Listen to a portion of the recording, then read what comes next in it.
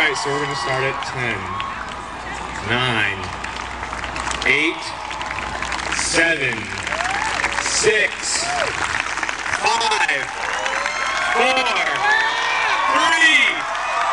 2, 1.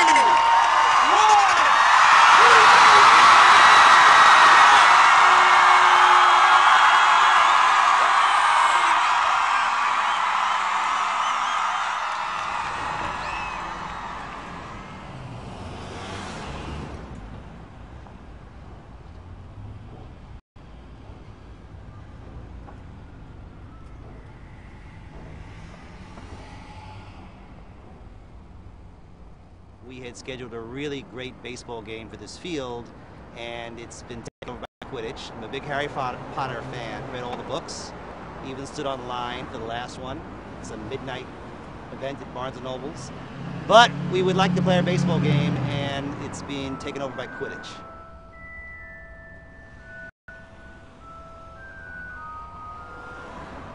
Snape did this. Yes. Snape did. Voldemort did this. He did this to us. This is a Death Eater plot against baseball. Let there be no question about that. We thought we had a permit.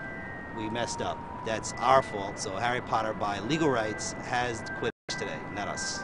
And magical rights as well, for sure. Magical rights.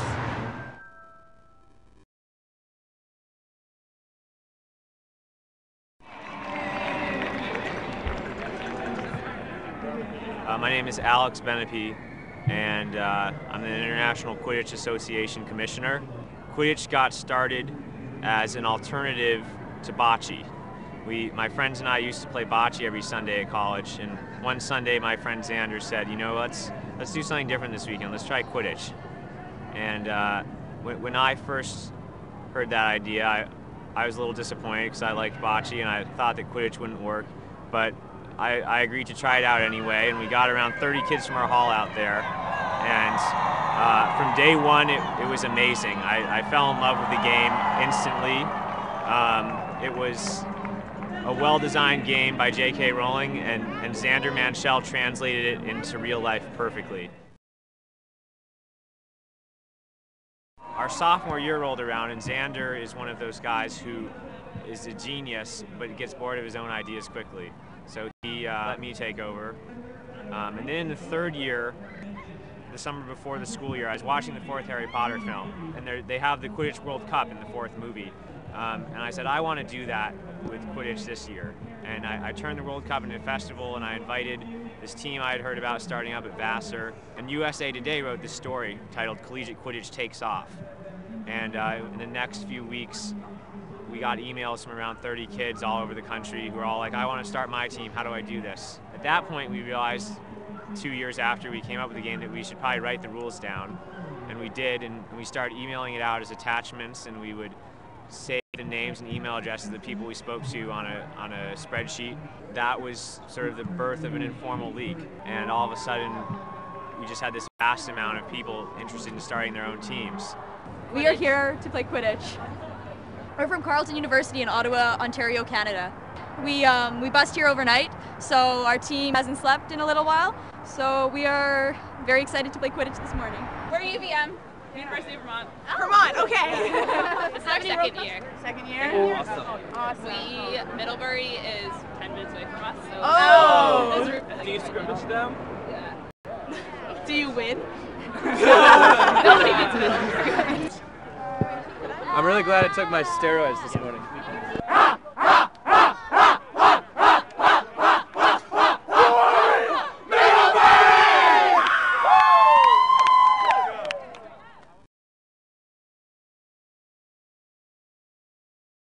We weren't sure how they were going to transfer over the actual game from the book, and the way that they did it was just really great, really awesome.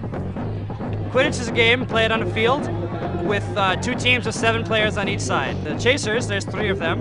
Their job is to ride their brooms around the field and pass the quaffle, a slightly deflated volleyball, try to score it through one of the 3 hoops on the opposing team side of the field.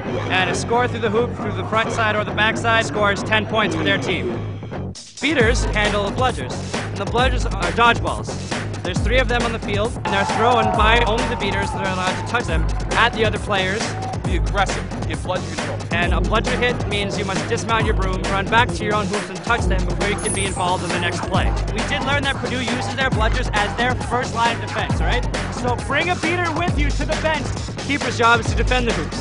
The keeper does have immunity right near their hoops, but most teams actually use their keeper offensively very often. The seeker, there's 1 on each team, and it's their job to catch the snitch.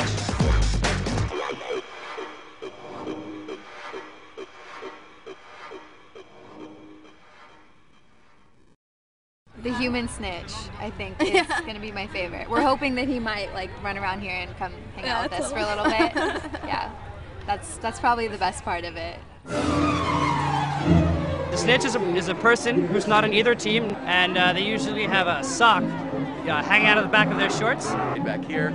And their job is to run around the area, not just the field, the whole area where the Quidditch match is going on, and by any means necessary, avoid being caught by either seeker.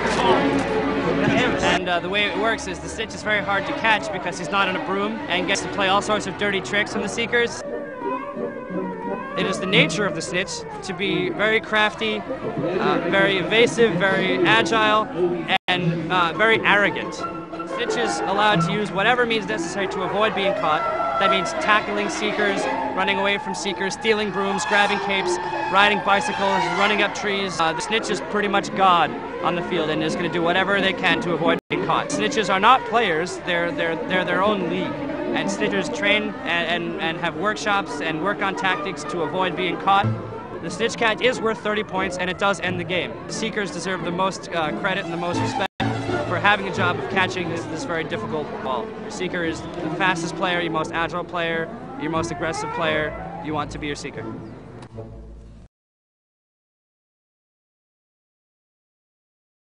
Rainey Johnson, a team all to himself, named one of Quidditch's 50 most beautiful people. I was the original snitch.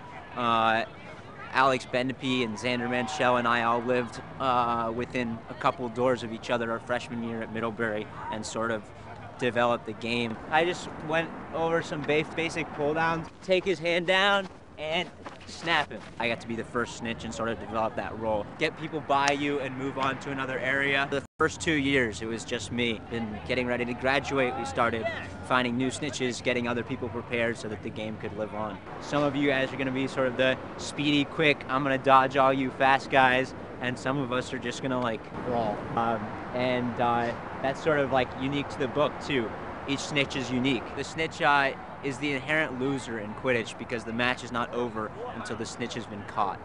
And so, you know, we have a common bond in that everybody else has the potential to be a winner today and tomorrow. We are just here to please the crowd and to lose.